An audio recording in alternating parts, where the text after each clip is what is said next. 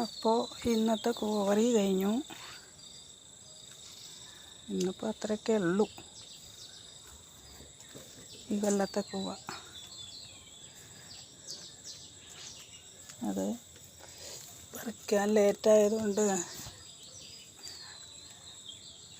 ലേറ്റായതിന് പ്രതിഷേധിച്ചിട്ട് അതിൻ്റെ തോലൊക്കെ കഴുകിയപ്പോഴേക്ക് തന്നെ പോയി.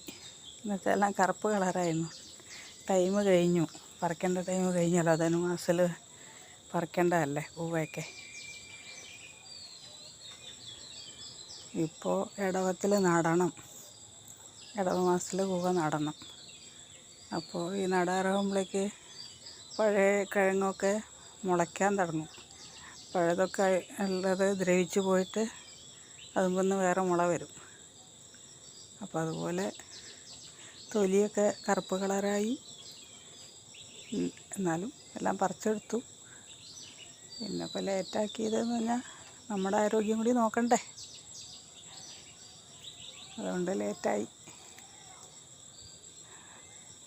16 നമ്മൾ വിചാരിക്കും പോലെ പണിയെടുക്കാനേ. 16 തിരിച്ചിട്ടാൽ എത്രയുണ്ടോ അത്രയും വയസ്സായി, 61 വയസ്സായി. അപ്പോൾ നമുക്ക് ആഗ്രഹം കൊണ്ട് ചെയ്യാന്നേ ഉള്ളൂ. ഓരോരുത്തർക്കും ഓരോ ആഗ്രഹങ്ങളുണ്ടാവില്ലേ. എൻ്റെ ആഗ്രഹമാണ് ഈ ചെടികൾ. അപ്പോൾ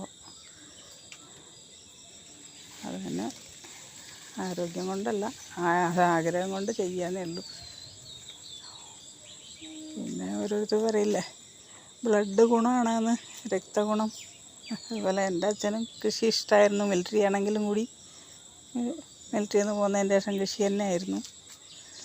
അപ്പോൾ വീട്ടിലെ എല്ലാ മക്കൾക്കും അതിഷ്ടമാണ്. 5-8 മക്കളുണ്ട്. എല്ലാ മക്കൾക്കും കൃഷി ഇഷ്ടമാണ്.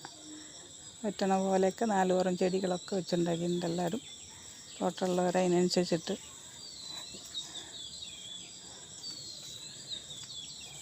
അപ്പോൾ ഇന്നത്തെ വീഡിയോ ഒക്കെ അത്രയേ ഉള്ളൂ. ഓക്കെ.